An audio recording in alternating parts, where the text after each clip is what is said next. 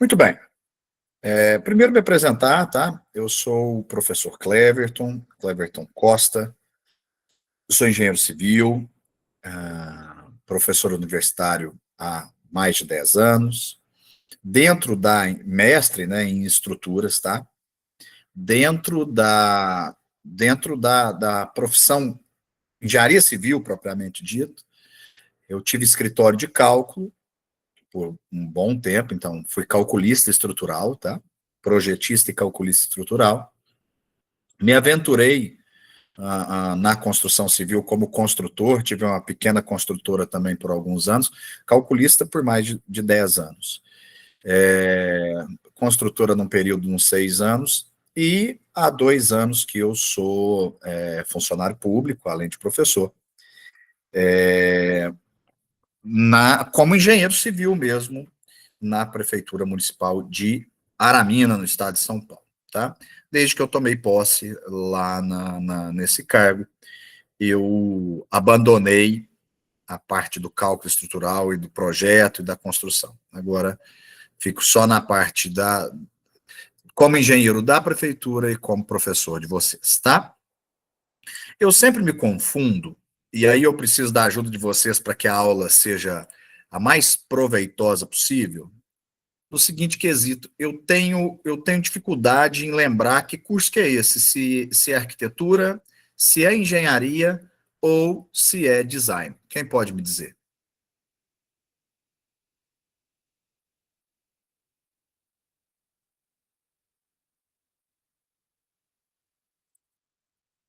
Tem alguém aí, gente? Vocês estão me ouvindo?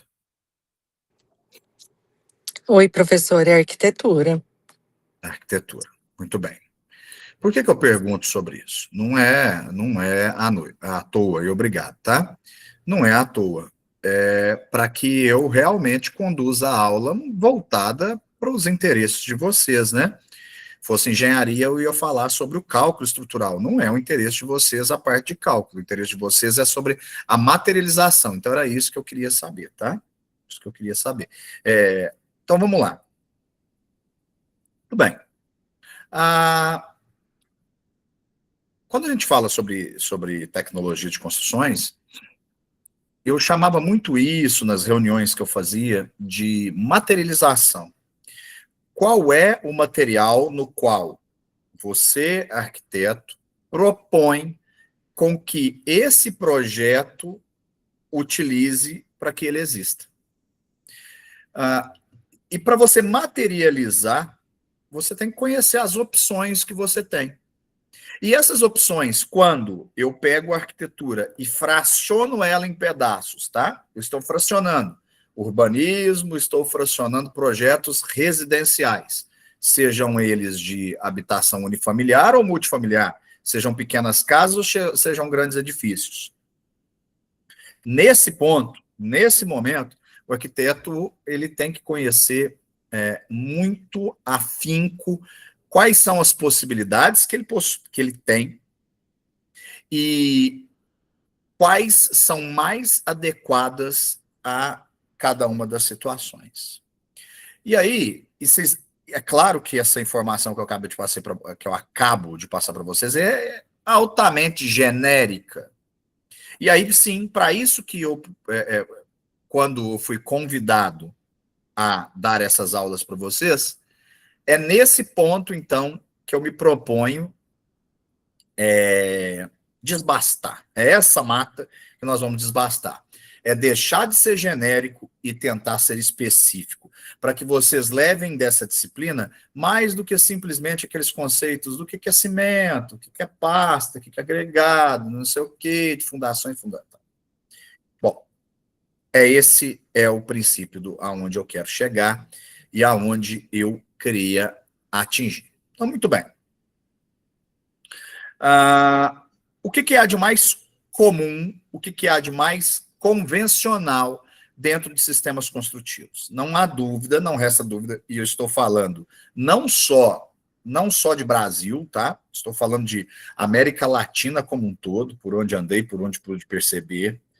E mesmo dentro de Brasil, para onde eu pude calcular, gente, eu tenho construções eu posso dizer quais as regiões, eu só não tenho construção na região norte, que eu não tenho cálculo estrutural meu, só não tenho na região norte.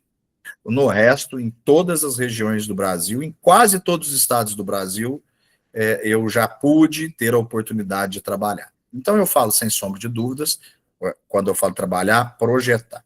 Sem sombra de dúvidas, para todas elas, e na América do Sul, onde eu tive condições já de andar, de passear, de verificar, todas elas são pautadas principalmente em estrutura de concreto armado e fechamentos em bloco cerâmico.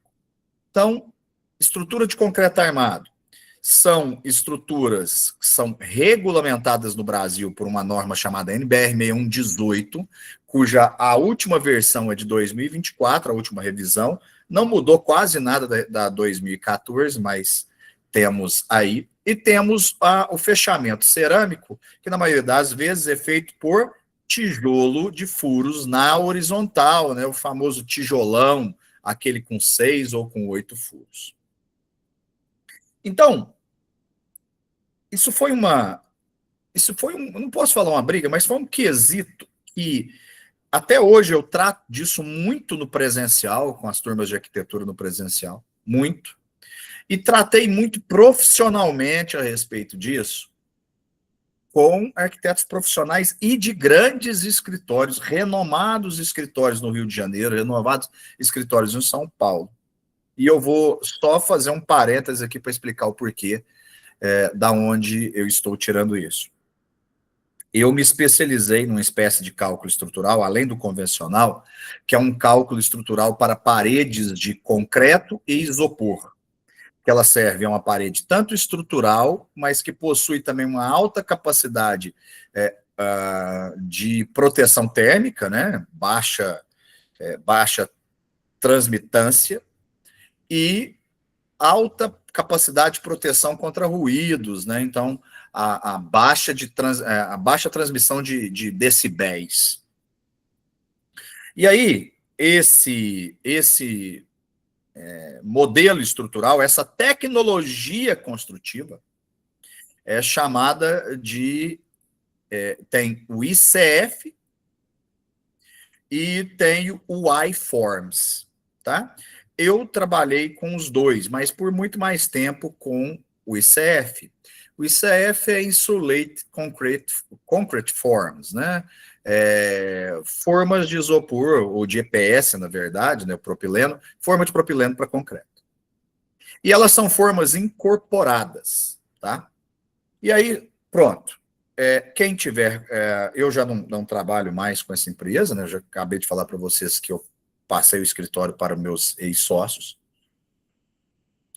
Mas quem tiver curiosidade desse método construtivo, digita depois o nome da empresa pela qual eu calculei para o Brasil inteiro, que eu coloquei no chat, que é a ARXX, ARXX.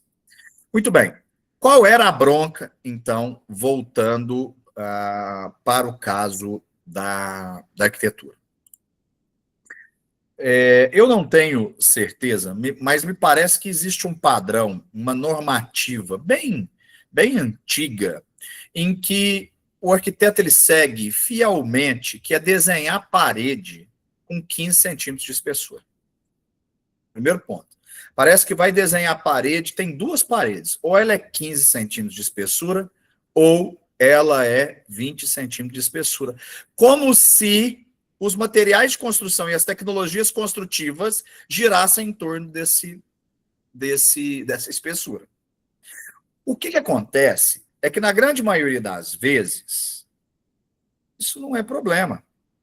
Isso não é problema porque você põe uma parede de 15, eu vou trabalhar com um tijolo de 9, por exemplo, mais 1,5 ou 2 de reboco de cada lado. Então, nós estamos falando de 13 para 15 é 2 centímetros, ninguém vai brigar com isso, nem na locação, que é um ponto importante que nós vamos falar, nem na locação da obra, nem na execução da obra, nem nos espaços, nem da distância das paredes com as divisórias, né, as divisões do terreno, entendam por isso os muros. cujos espaços mínimos são regulamentados para cada cidade ou para cada condomínio em relação, né, às suas diretrizes urbanas, seus códigos de obra. Muito bem. Mas esse método construtivo, ou essa tecnologia construtiva, ela possuía uma parede externa em ambos os lados de EPS, ou um isopor melhorado, né? O EPS é o material que faz o isopor. O isopor não é EPS, só para vocês entenderem. EPS com 6,5 centímetros de espessura de um lado, 6,5 centímetros de espessura do outro, e um espaço entre eles para ser preenchido de concreto de 10 centímetros. Se fizermos a conta, 6,5 mais 6,5 são 13, mais 10 são 23. Para uma parede de 15 centímetros, o buraco ficou mais embaixo, a distância começou a ficar maior. E aí, um dos problemas, eu poderia ficar a aula inteira linkando problema aqui, mas eu não quero entrar nessa seara, até porque senão a gente perde o foco. Mas um dos problemas, eu vou fazer um desenho aqui bem simplório, porque a ideia não é ensinar vocês a fazer desenho, mas é só para vocês entenderem o que eu estou falando. Observe a minha tela aqui.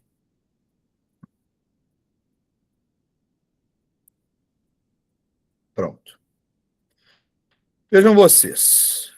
Vou dizer que esse retângulo tem uma espessura de 15 centímetros e foi a parede projetada. Vou dizer para vocês que isso daqui é um muro de divisa da casa, em que tem também aí 15 centímetros, ou tem 12 centímetros, que foi feito com tijolo de 9. Várias cidades em seu código de obra, tá, dizem o seguinte,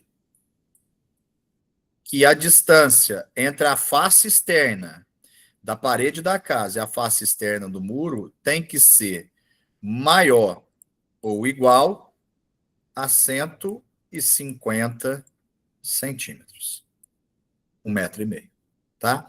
Uberaba é assim, Uberlândia é assim, Aramina é assim,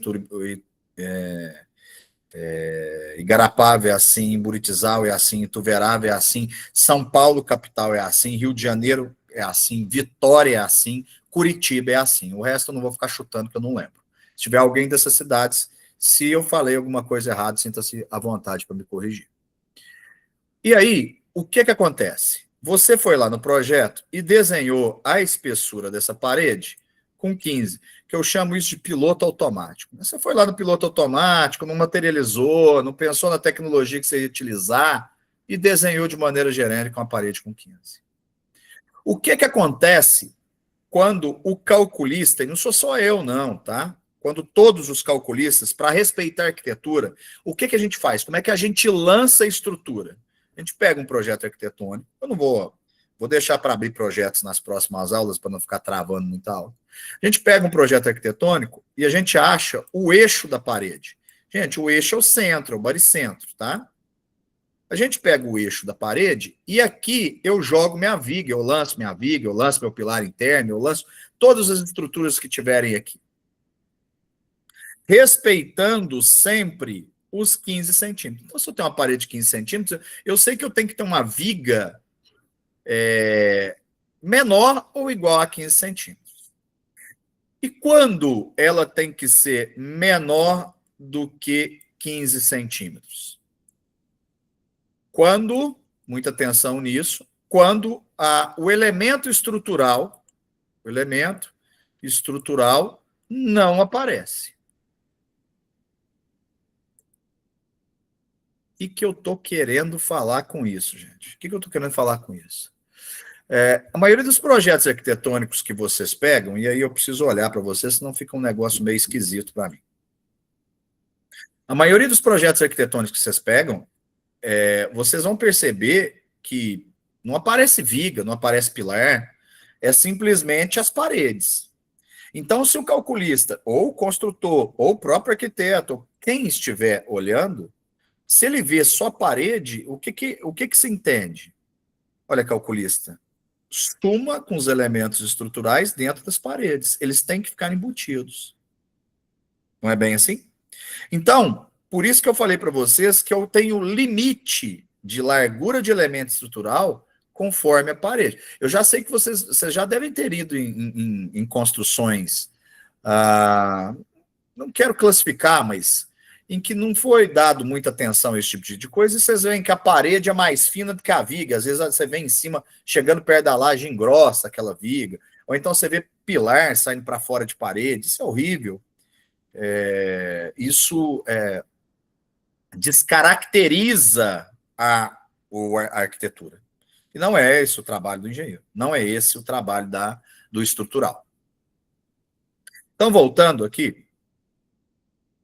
Deixa eu dividir novamente.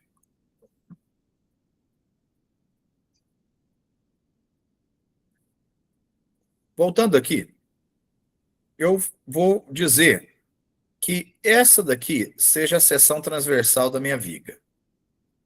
Viga de concreto armado, ó.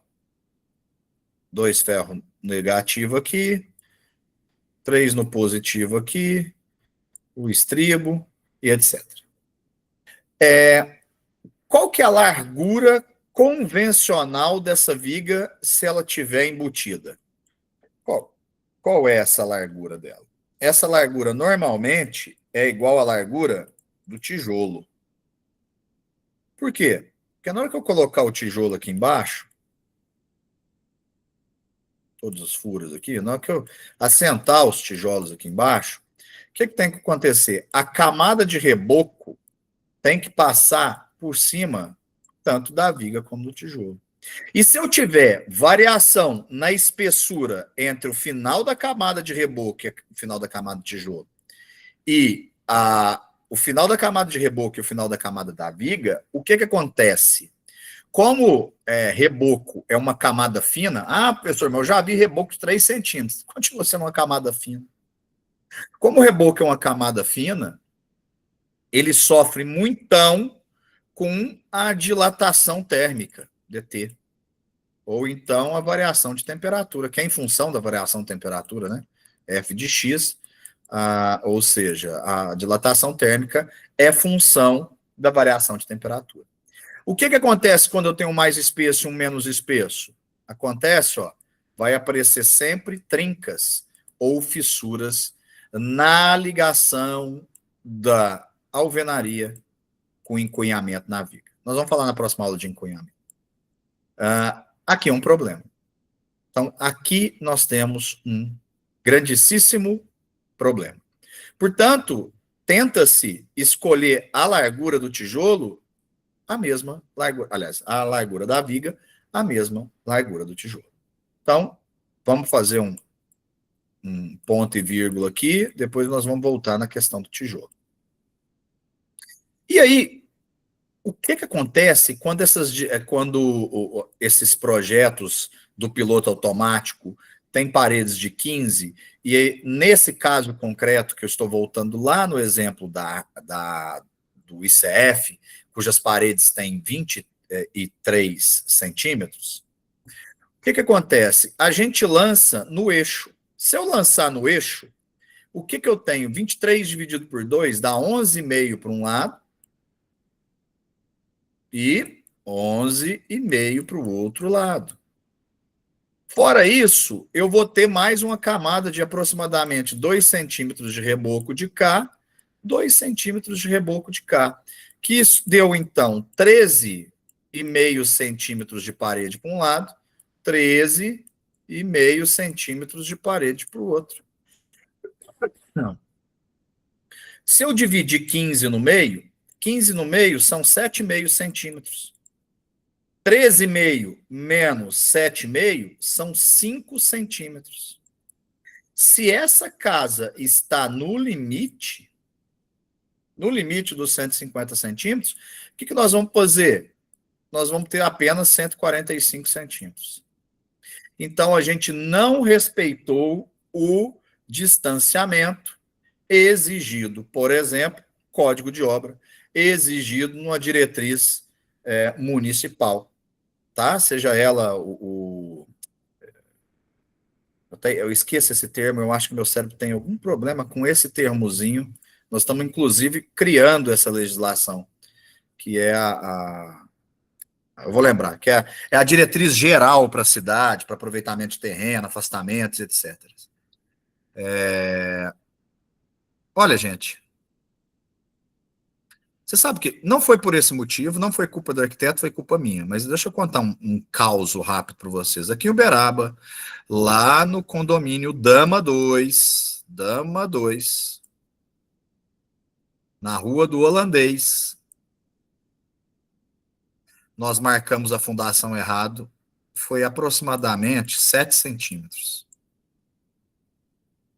A fiscal do condomínio fez eu quebrar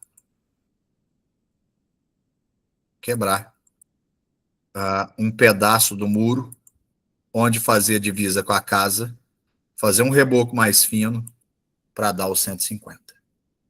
Então, isso pode ser problemático. E é problemático. Isso, Marcos. Viga é o elemento horizontal que sustenta a laje e sustenta as paredes acima dela.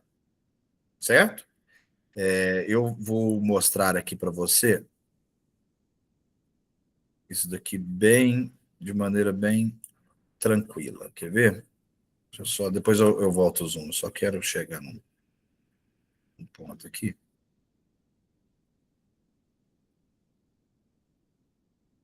Só um segundo.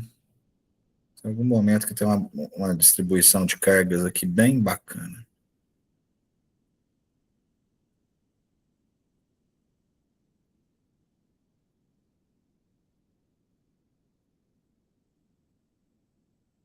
Pelo menos tinha. Será que eu estou confundindo os materiais? Espera aí só um segundo. Tinha um 3D disso, não é aqui mesmo. Ué.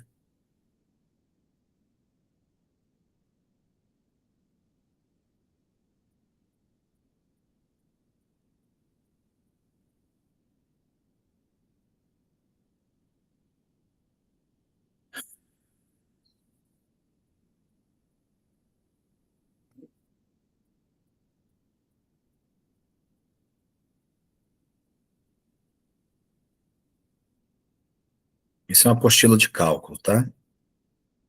Eu estou só querendo mostrar algumas coisas para vocês daqui. Gente, não foi Essa parar. apostila ela foi disponibilizada para a gente, eu acho. Em qual disciplina? Vocês já fizeram sistemas estruturais? Eu sim. Então foi por isso, porque eu uso ela em sistemas, tá? Muito bem. Ó, isso daqui são vigas, tá? Eu queria mostrar ela no edifício com a distribuição de cargas. Isso são vigas e aqui a ligação das lajes com as vigas. Normalmente são elementos retangulares na horizontal. Esses são os pilares, são elementos de compressão.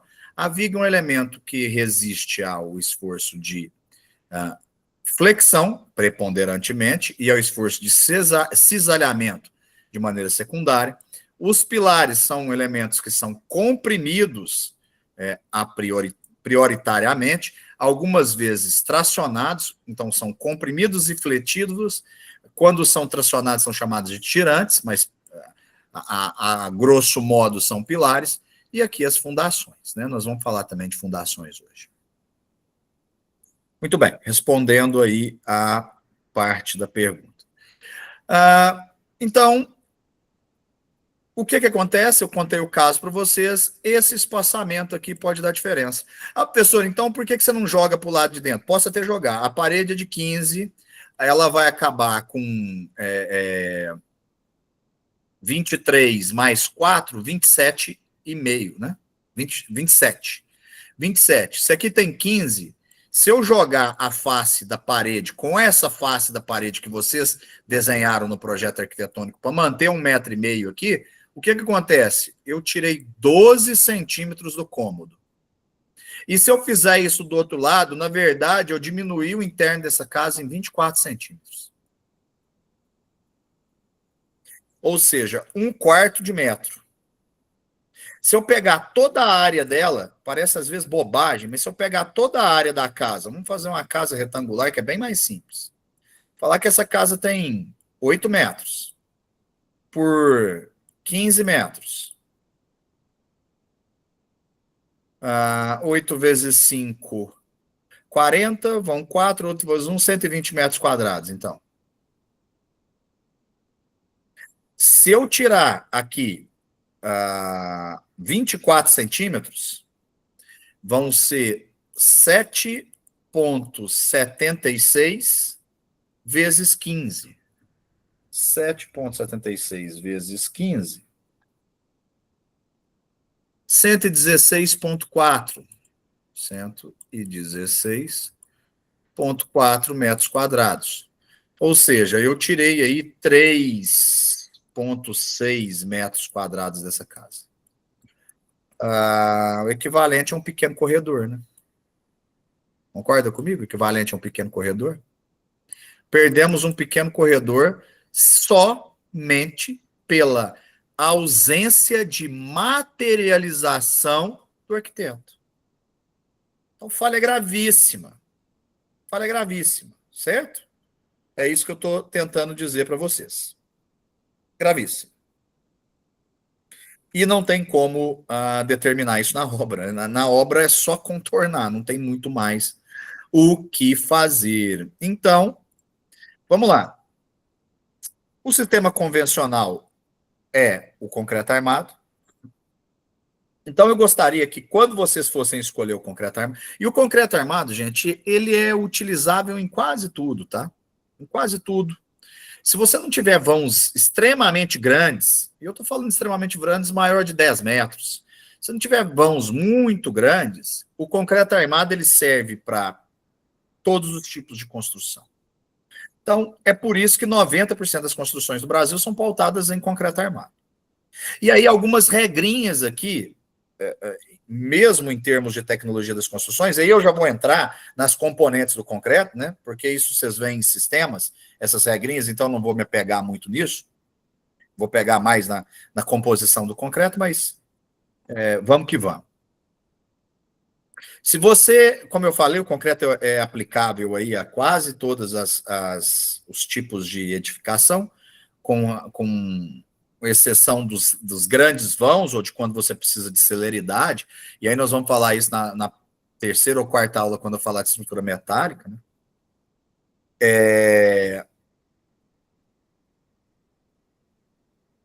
Vocês têm que conhecer, pelo menos conhecer, as famílias de blocos de fechamento. Porque se você tem estrutura de concreto armado, você tem um fechamento, na grande maioria das vezes, de tijolo cerâmico. Então, eu tenho tijolo de largura de 9, eu tenho tijolo de largura de 11,5, eu tenho tijolo de largura de 14 e tenho tijolo de largura de 20. Que na maioria das vezes eu uso o tijolo deitado, né? Então, se a gente colocar aqui, famílias de tijolo, de tijolo, eu não vou nem, já vai sair, né? Imagens. Ó, esse daqui é muito bonitinho, não costuma vender aqui na região, não. Aqui, ó, esse daqui é o mais comum na nossa região. Ó. É esse cara aqui. Vamos ver se aqui tem a família dele. Não vai ter. Aqui também não.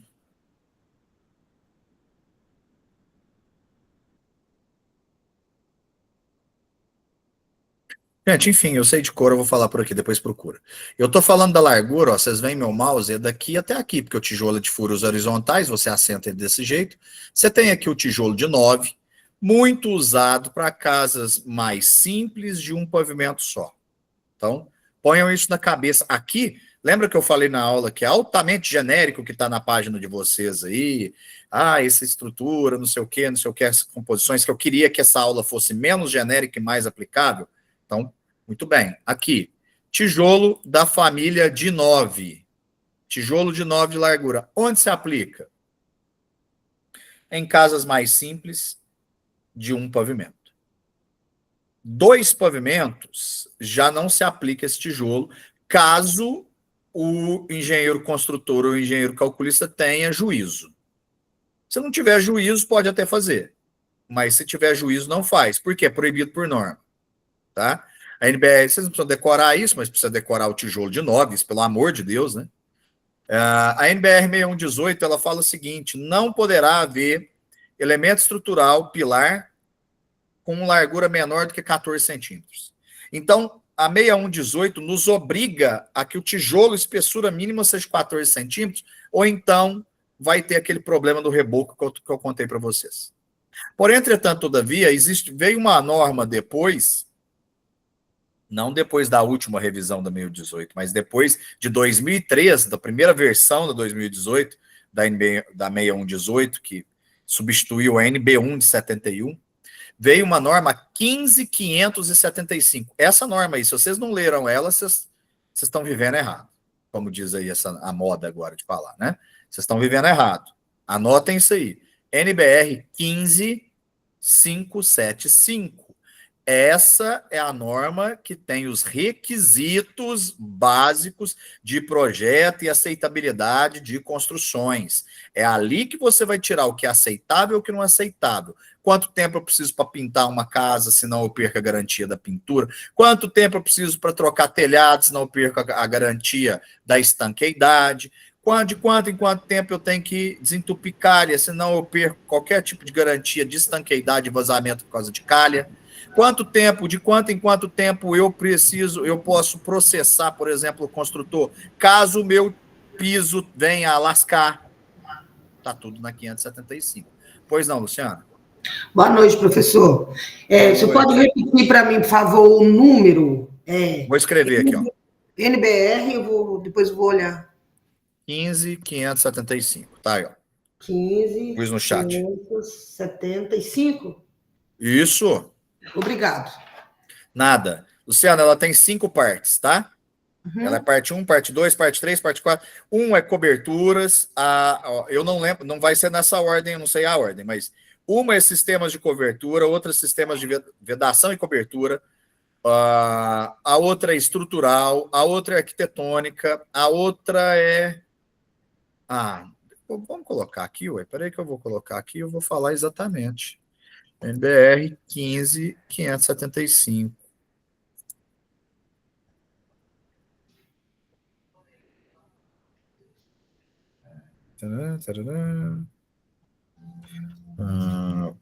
Partes.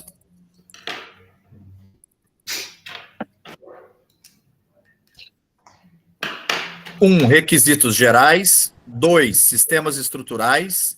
3. Sistemas de piso. 4. Sistemas de vedação vertical interna e externa. 5. Sistema de cobertura. 6. Sistemas hidrossanitários. Eu falei 5, tem 6. Então, para a arquitetura, todas são muito importantes, mas a parte 1, requisitos gerais, e a parte 2, sistemas estruturais, é muito importante. Mas todas, sistema de vedação vertical interna e externa, sistema de piso, vocês têm que saber. Meu Deus, vocês têm que conhecer essa norma, tá? Muito bem, voltando ao que eu dizia, o que acontece? Essa norma, ela veio e disse assim, para construções com até 2 pavimentos, cujo pé direito máximo seja de 6 metros de altura, ou seja, do piso, pé direito, né, gente? É a altura do piso até na laje. Como eu estou falando pé direito total, é do piso até a última laje.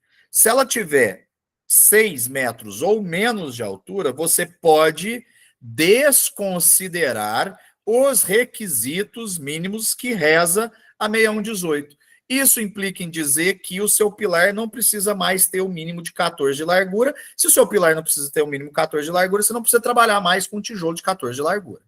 Então, voltando aqui à nossa apresentação, nesse caso, a gente pode... Espera aí que o computador trava aqui, uma beleza. Eu estou com o computador mais velhinho aqui, mais novo, está no escritório lá da prefeitura. O que acontece? Acontece isso daqui, ó.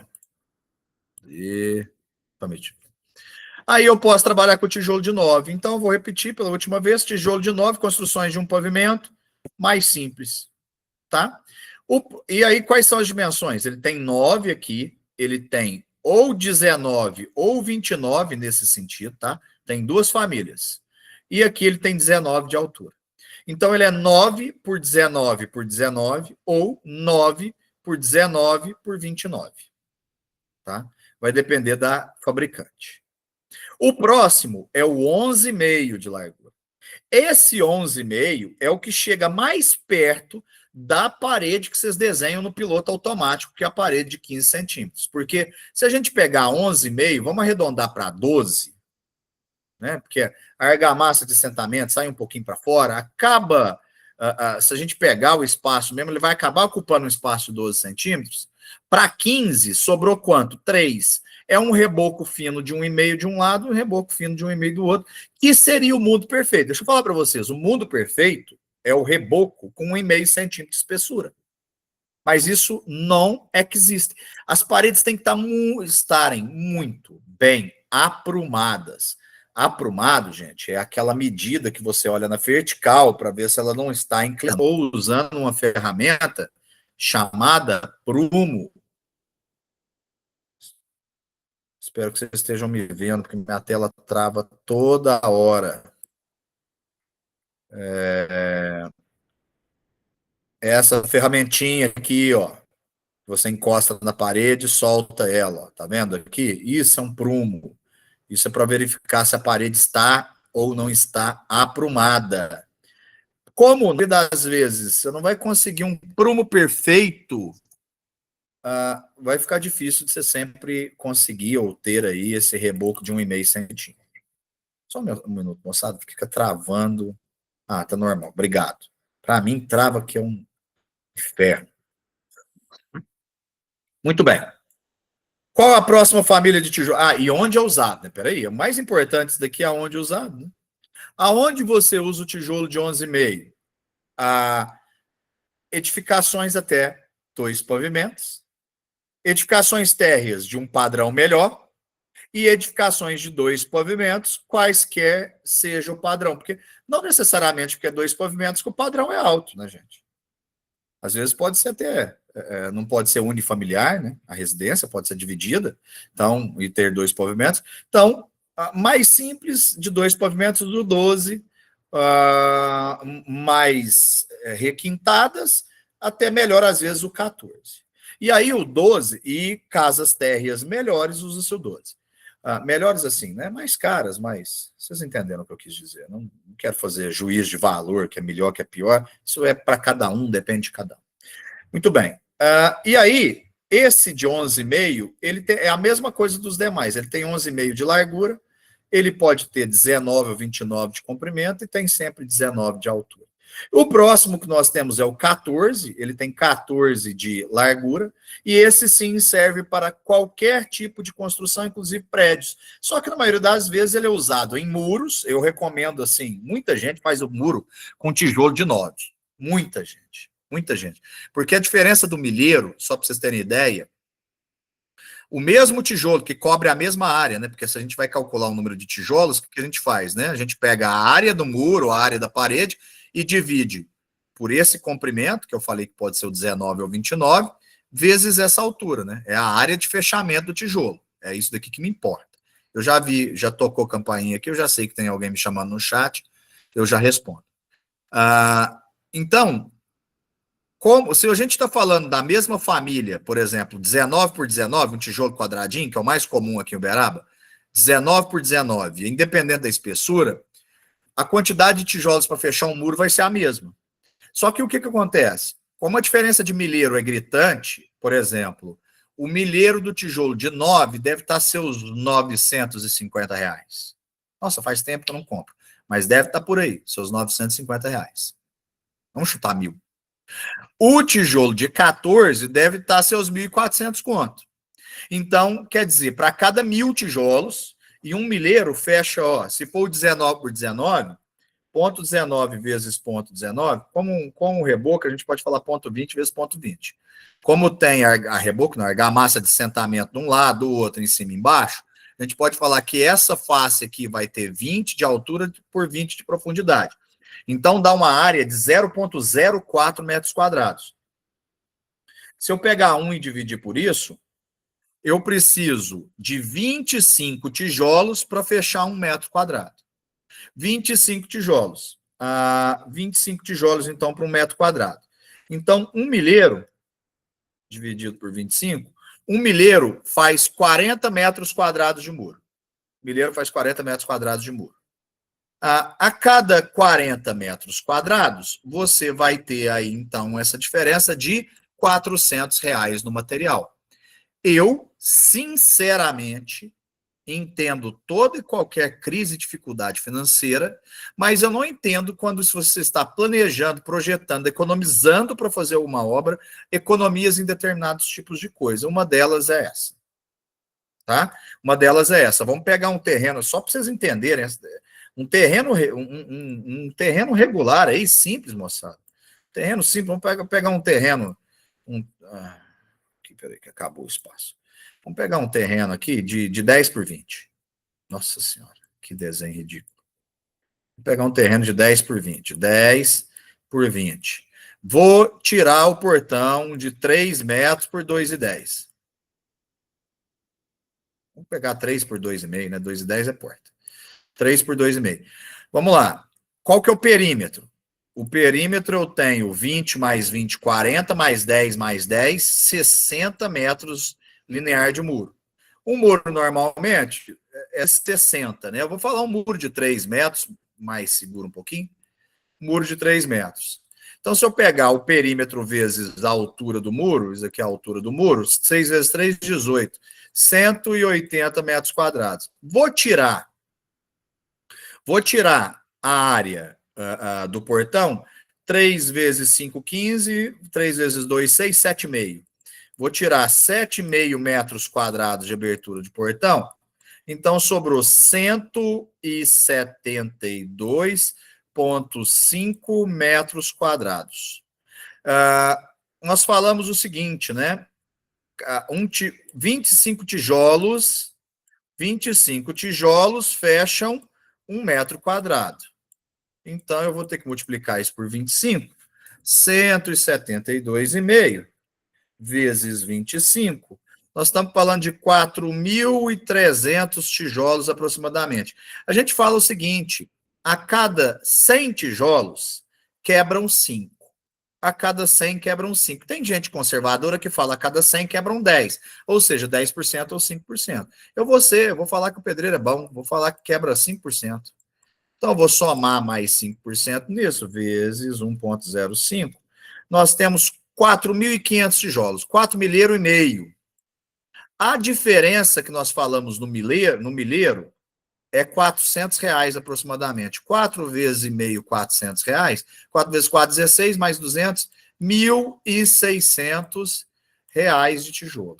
Então, para quem vai fazer um muro inteiro, será que é R$ 1.600 que...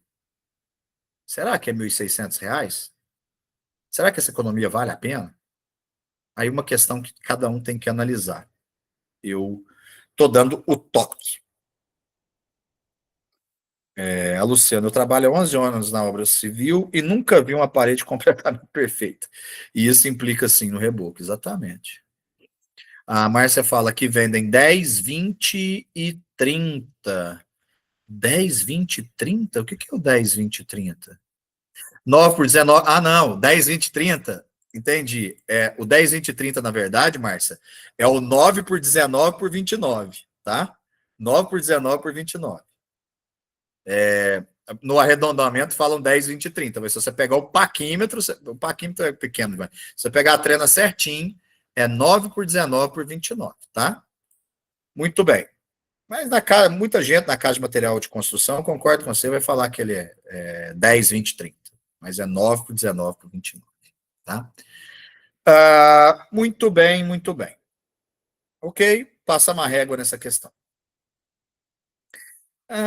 E aí, então, o sistema construtivo mais usado vai ser o sistema de concreto armado, que ele é composto por, na maioria das vezes, laje, que são vigotas pré-fabricadas, né? Vamos tudo mostrando aqui, né? Vigota de laje. Eu estou indo de cima para baixo. Vigota de laje, ó. São esses carinhas aqui, ó. Deixa eu ver lá a imagem. Porque ele muda, eu não sei. São esses carinhas aqui, ó. Vigota de laje, estão vendo? Ó. Em que entre eles é dado um espaço de 45 centímetros para ser colocado aqui um enchimento. Antigamente se fazia enchimento com lajota cerâmica. Hoje em dia ficou para trás o enchimento com lajota cerâmica e aí nós temos, ó, o isopor, que é mais leve e tem maior proteção térmica, maior proteção acústica. Então, lajota ficou para trás, ficou em alguns casos, assim, por exemplo, laje de platibanda externa. Aí compensa você fazer lajota, porque o reboco adere melhor nela, mas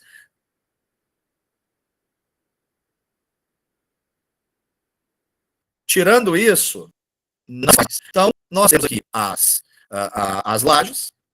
Depois, sob as lajes, deixa eu ver se eu acho a imagem que eu quero, que é transmissão de carga e estrutura. Vamos ver se sai nas imagens aqui.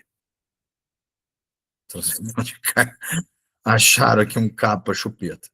Estrutural. Liga, laje, liga,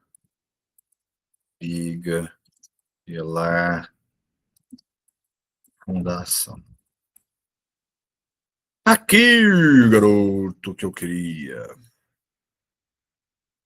Que Facebook, mano. Que tristeza. Mas tudo bem, vocês estão vendo aqui. Veja, então o sistema que vocês estão escolhendo, o sistema estrutural que você comumente vai escolher, é o quê? É esse tipo de sistema estrutural, onde nós temos lajes, sob as lajes, vejam aqui, ó, aqui a laje recebe o peso, e ela mesma faz um peso, porque ela existe na face da Terra, né? Ela distribui para as vigas distribuem para os pilares, e os pilares distribuem para a fundação, e a fundação distribui para o solo. Então é assim o funcionamento estrutural, tá? E aí a batida perfeita que nós estamos na busca aqui, como diria o Marcelo D2, é na escolha desse cara e como essa tecnologia, sistema construtivo, vai se adequar com o projeto arquitetônico que você está fazendo. Então, veja, você está construindo o projeto arquitetônico, está lá há, talvez, vários meses de começar a construção, mas você já tem que pensar lá na frente, é claro, por isso que chama um projeto. Você está projetando algo que vai vir, certo? Então, projeto. Fechou? Concreto armado. Agora vamos rapidamente aqui. Já falei da largura dos tijolos, tá? E tem o tijolo de 20, que eu não falei. O tijolo de 20 é para fazer parede, por exemplo, de divisa, né? Parede de divisa, vocês sabem que ela tem que ter no mínimo 20 centímetros.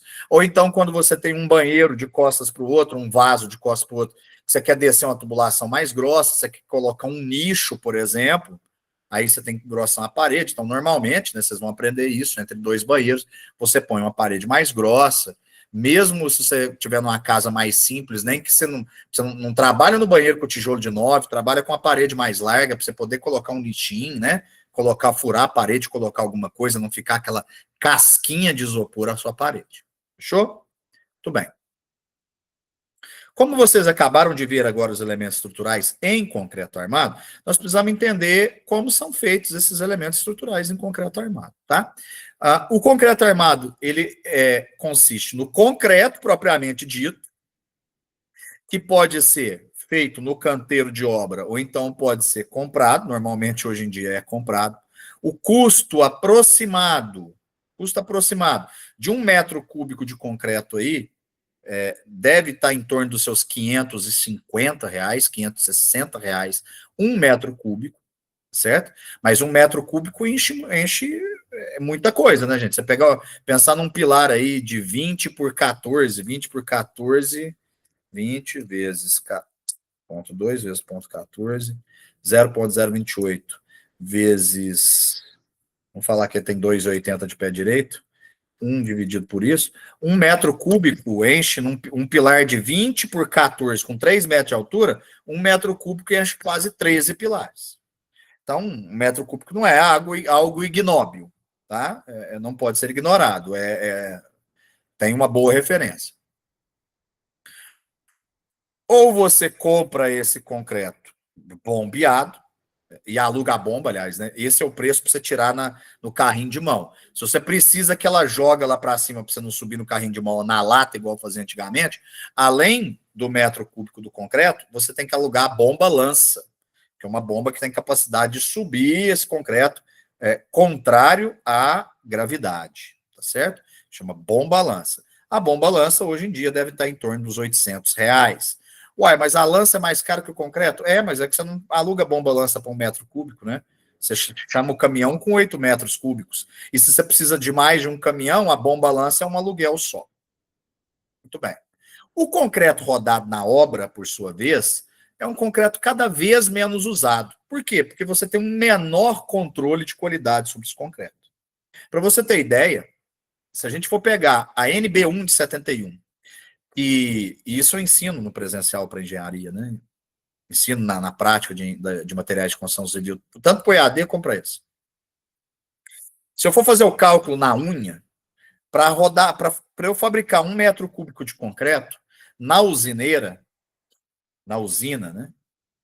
Que é onde a concreteira ou usina de concreto dá na mesma, eu preciso, com um aditivo plastificante, eu preciso para 25 põe um negócio que eu não fiz um parêntese. O concreto convencional, o concreto mais comum do mercado, tem uma resistência mecânica à compressão, o esmagamento, de 25 megapascais. 25 MPa. Para eu fazer esse concreto de 25 MPa lá na usina, eu vou gastar aproximadamente 260, consigo até com 250 quilos de cimento.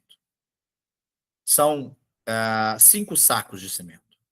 Se eu for rodar na obra, eu vou precisar de 7. Vou precisar de 350 quilos de cimento. Tá? Por quê? Porque a quantidade de água na betoneira não é controlada. Vocês já viram em obra, né, gente? Já viram em obra o controle que os caras têm para jogar água. Eu chegava em obra e via os caras com a mangueira dentro da betoneira. Isso é para matar do coração, isso é para infartar o engenheiro. Né? E não só engenheiro, porque o arquiteto também tem, segundo o CAL, tem a atribuição de ser responsável técnico de obra. Então, se vocês começarem a ser responsável por obras, principalmente obras cujo peso estrutural seja grande, e você chegar na sua obra e ver o pedreiro enchendo a betoneira, colocando água, em vez de ser dosado, porque lá na concreteira a quantidade de água, gente, é dosada no peso, não é nem no litro para não errar. É no peso, porque a gente sabe que a densidade da água é igual a 1 grama, 1 litro pesa 1 quilo. Então, é dosado certinho na obra e na mangueira, é no olho. Então, assim, para que a Nossa Senhora do Concreto Armado possa agir, é necessário que você coloque bem mais cimento por causa dessas variáveis, eu vou chamar de variável para não dar outro nome. Muito bem. Então, hoje não está rolando muito de você fazer concreto na obra. O que costumo fazer? Para encher fundação, para encher estaca ou sapata de fundação. Por quê? Porque pensa comigo, uma fundação. O que é a fundação? É aquela que coletou a carga de todo o prédio, pode ser uma casa, pode ser um prédio, captou carga de um determinado pilar, né? Não é de todo. De um determinado pilar, captou e vai jogar isso para o receptáculo final, que é o solo. Via de regra, se você não estiver colocando isso sobre uma rocha basalto, uma rocha granito, normalmente é basalto no Brasil, né? É a rocha de maior ocorrência no mundo, e no Brasil ela é bem extrusada, ela é bem próxima à camada de solo, o horizonte zero, que fala assim na geologia, né? Aonde a gente pisa. Quando eu falo próximo, é 20 metros, 25 metros, 30 metros, isso é próximo, tá? Para geologia, para quem está medindo até o núcleo da Terra, isso é muito próximo. Nós estamos falando de milhares, de centenas de milhares de quilômetros. Então, se eu falar em 30 metros, é nada. Centenas de milhares? Não, só milhares. Desculpa, não tem mais de 100 mil. Muito bem. Quando essa fundação estiver sobre o solo jamais vai ter a mesma resistência que o concreto tem quanto ao esmagamento. Então, é difícil demais do pilar esmagar, o solo ficar quietinho, o pilar fazer uma força, o solo não ceder e esmagar a fundação que está no meio, né? Porque aqui em cima tem o pilar, no meio tem a fundação e embaixo tem o solo. O que acontece na maioria das vezes? O solo que movimenta para baixo, e isso leva ao colapso por recalque, colapso, né, por movimentação excessiva, por ruptura do solo, por movimento lateral. Aí a gente teria que falar de solo, que é uma ciência gigante, a mecânica dos solos é muito grande. Por isso que a gente relaxa com concreto feito em obra. Outro concreto feito em obra é concreto para contrapiso. Contrapiso não é estrutural. Então, se ele ficar mais fraco, ele não fica numa porcaria esfarinhando, tá tudo bem. Tá tudo tranquilo. A maior preocupação nossa é realmente quando ele tem função estrutural. Então, hoje em dia, normalmente... e tem um outro muito perigoso. É verdade, eu esqueci. Quando você está subindo parede, normalmente o que você faz, né? Fez toda a fundação, nós vamos falar ainda na aula de hoje de fundação, fez a viga baldrame, e aí você vem assentando tijolos. Aonde são os pilares, vocês já perceberam que na hora que você passa na obra, as paredezinhas estão baixinhas ainda? Tem os ferros sobrando do pilar para cima, umas pontas de ferro de 80 centímetros a 1,20 m, dependendo da carga do pilar. De 80 a 1,20 m, dependendo do esforço de flexão do pilar, melhor dizendo. Esses ferros são chamados de espera ou de arranque, tá? Tem outro nome, mas é muito pouco usado, vai ser em literatura, assim, bem aleatória. Os nomes comuns mesmo são arranque e espera. Ou traspasse. Mas o que o cara faz? Ele vem assentando tijolo, aí tá aqui onde vai ser o pilar com a ferragem. Ele pula e continua para cá. Como na hora que você chega com 1,5 m de parede, mais ou menos, qualquer ventania que dá vai derrubar essa parede, e aí o cara vai perder o tijolo, vai perder o serviço, e você vai ter que refazer. O que costuma fazer? Enche de concreto, veste o resto da armadura do pilar, ou mais um pedaço, enche de concreto e continua deixando arranque para cima. E aí depois você vai fazendo isso até você terminar de armar o pilar. Tá? Eu não recomendo muito essa técnica, mas é uma técnica muito usada. E aí, infelizmente, esse pilar, na maioria das vezes, ele é rodado em obra. Esse pilar, esse concreto, que você faz esse enchimento de travamento, ele é rodado em obra, porque você não vai chamar a concreteira para encher N pilares até 1,5 m. É isso que eu estou querendo dizer. Então tem que ter muita atenção em obra, muita atenção com o concreto. Tá? E aí, beleza. Isso posto, já falamos que a maioria é comprado em concreteira, com exceção desse. Vocês têm que se lembrar quais são as composições do concreto. Que um concreto ele é composto por um aglomerante, tá? Esse aglomerante, via de regra, é o cimento Portland. E aí nós temos 5 classes de cimento Portland, tem o CP1, CP2, CP3, CP4 e CP5. Tá? O CP5 é aquele cimento de secagem rápida. Você precisa fazer uma laje, bater uma laje para tirar a escora rápido. Sua obra tem que ser rápida. Você vai usar o CP5. O CP4, você vai fazer uma manilha de esgoto, onde ali só vai passar material orgânico, decompondo, enxofre, tudo que tem capacidade de penetrar no concreto e oxidar, né, enferrujar a armadura que está lá dentro. Você vai usar CP4, que ele é um cimento pozolânico. Pozolânia é a cinza de vulcão. Essa cinza de vulcão, antigamente era cinza de vulcão, o cimento foi inventado, né, pelo menos o registro do cimento, antes do cimento Portland, CP é cimento Portland, né? Eu vou te mostrar deixa eu mostrar para vocês aqui um saco de cimento. Só para ilustrar o que eu estou falando. Um saco de cimento. Aí trava a tela. Ai, ai, saco de cimento. Aqui, ó. Ó, o CP2E. Deixa eu pegar a imagem aqui que é mais fácil. Ó, o CP2F, CP2F, CP2E, CP2F32. Cadê? Só aqui, o mais normal, é isso que eu queria mostrar para vocês. O mais normal é o CP2. Ó, CP vem de cimento Portland. Por quê? Porque foi registrado, patenteado na ilha de Portland, sob domínio da Inglaterra. Porém, entretanto, todavia, os aquedutos romanos, lá do século I, já eram feitos à base de cimento. Não era pedra. Não era pedra, igual as construções mais antigas. Os aquedutos eram cimentados, porque entre pedra vazava água.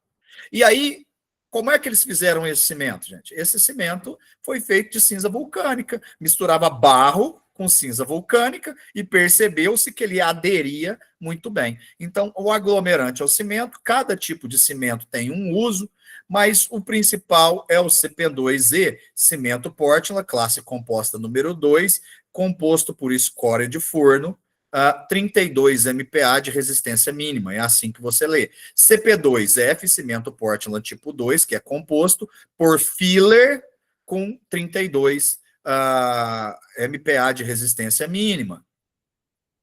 E o outro mais comum, além do CP2, é o CP5 Ari. Ari não é o gente boa, o vizinho gente boa, não. CP5 Ari é alta resistência inicial. Então, quando você precisa que ele seque rápido, que endureça rápido, que ganhe resistência rápido, você vai aonde? Você vai no CP5 Ari, tá? Então, essa é a primeira parte do concreto. É o cimento que funciona como aglomerante. E depois nós temos quem? O agregado miúdo. O agregado miúdo é a areia. Via de regra, até pode ser usado pó de pedra também, mas o agregado miúdo, só para vocês terem ideia, assim, não precisa entrar nessa tecnicidade toda, mas o agregado miúdo é aquele cujo diâmetro máximo, na hora que você pegar e passar na peneira, seja igual a 4,8 milímetros. Tá? É isso que caracteriza o agregado miúdo, o diâmetro máximo dele de 4,8 milímetros. Tem que ser daí para baixo. De onde até onde? De 4,8 milímetros até 0,075 milímetros. Isso, daqui até aqui, nós temos a raça do agregado miúdo.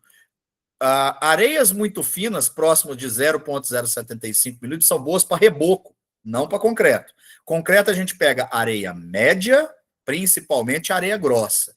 A ideal é a média, tá? Fina é reboco, média é concreto. Média e grossa é concreto, beleza? Aqui eu passei tecnicamente, né, que são os diâmetros, mas você vai ter quem? Areia média, areia média, areia fina e areia grossa, basicamente. Então, concreto, cimento, agregado miúdo, agregado graúdo, que aqui na nossa região é a pedra ou a brita de basalto, né? Certo? Ó, tem ela mais brita branca, que ela é mais clara. A brita branca, ela não é de pedra basáltica, ela pode ser de granito, pode ser de gneiss, dependendo da região que você estiver. Você tem a brita rosa, que é de alguma pedra vulcânica, né? Porque aqui teve um vulcânico, aliás, principalmente o basalto, que é essa preta, né? Essa daqui tem algum tracinho de hematita, né? Tem algum resto de minério de ferro, tá? Para ela ter essa cor. E a água. Então, basicamente, cimento, areia, brita, água, dosada em quantidades estudadas. Então, vamos lá, vamos falar sobre o traço do concreto. Então, eu vou pegar uma tabelinha para vocês aqui de traço. E, por exemplo, ó, esse daqui é maravilhoso. Esse é maravilhoso. Olha aqui. Para 1 metro cúbico, ó, se eu quero um cimento, olha a resistência à dosagem. A gente pensa na dosagem sempre no 28º dia. A gente fala que o concreto chegou na idade adulta aos 28 dias, tá? Porque a partir daí o crescimento de resistência é muito lento ou quase nulo. Então, o ganho de resistência vai da idade zero, do nascimento, do concreto até o 28 dias. Se a gente pegar aqui, ó, o 25 MPa, que eu falei que é o mais comum, olha, nesse traço para 1 metro cúbico, você precisa de 330 quilos de cimento, tá? Para 871 quilos de areia, 951 quilos de brita, 188 quilos de água e 4,9 quilos de aditivo, tá? Só que não é comum isso. Deixa eu vir aqui. O comum é você colocar isso em traço em volume, né? Claro. Ó. Deixa eu pegar aqui. Aqui vai ficar ruim, depois vocês visitem o site, ó. Mas o 25 para 1 metro cúbico, ó. 25, cadê você? Aqui. Isso daqui é com CP5. Aqui com CP2. Ó, de novo, 361 quilos. Aí aqui já tem litro, 588 litros. 588 litros, gente. 588 dividido por 18. Nós estamos falando de 33 latas. Tá? Aqui, tinha que ser para um saco de... Aqui, ó, o traço com um saco de cimento. Eu gosto mais desse daqui, ó. Porque cada betoneira vai um saco de cimento. Então, para cada um saco de cimento, para 25, ó, você tem 5 latas de areia, 4,8, 5 latas de pedra e 1,5 lata de água. Tá vendo? Aqui está o traço. Você vai para sua obra, você já sabe o traço. É só digitar traço e ir no Clube do Concreto.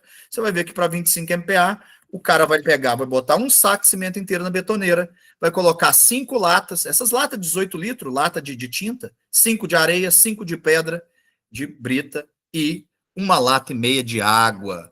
Passou disso, tá viajando na maionese, seu concreto tá correndo o risco de ser uma porcaria, tá? Muito bem.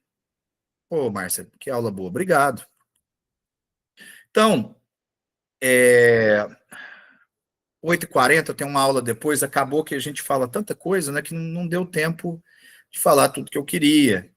E se vocês forem estar na próxima aula, me ajudem a lembrar, me ajuda a lembrar da gente falar sobre fundação. Deixa eu começar falando sobre os tipos de fundação e onde elas são mais utilizadas, para você ter noção de qual fundação que você vai usar, porque é concreto, fundação é concreto, não estamos fugindo do assunto, é só uma continuação, seria a próxima coisa que eu ia falar para vocês.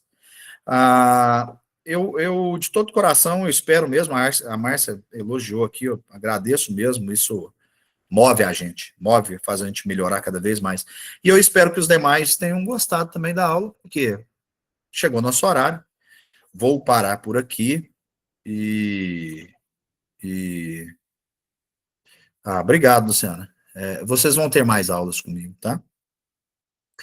E assim, percebam que vocês podem, inclusive, pedir para eu fechar o assunto em determinado ponto, tá? Vocês podem trazer para a próxima aula alguma curiosidade, alguma coisa que vocês viram, para eu, né? Porque eu vou fazendo um caminho aqui que vai passar pela matéria de vocês. Mas nada impeça que eu pare num determinado ponto e jogue uma luz, né? Liga o farol alto num determinado ponto e a gente escuta isso. Discute, para discutirmos, né? A gente discuta isso. Não tem nada demais e eu estou totalmente aberto a isso. Senão vira um monólogo. Eu gostaria que quanto mais perto de um diálogo fosse, melhor. Valeu? Obrigadão, moçada. Essa aula não tem chamada, vocês sabem disso, é uma aula síncrona, não tem presença obrigatória. A aula foi gravada, só que realmente demanda aí alguns dias, 3, 4 dias, para eu subir essa aula para vocês poderem revê-la. Valeu? Abração. Até mais, gente.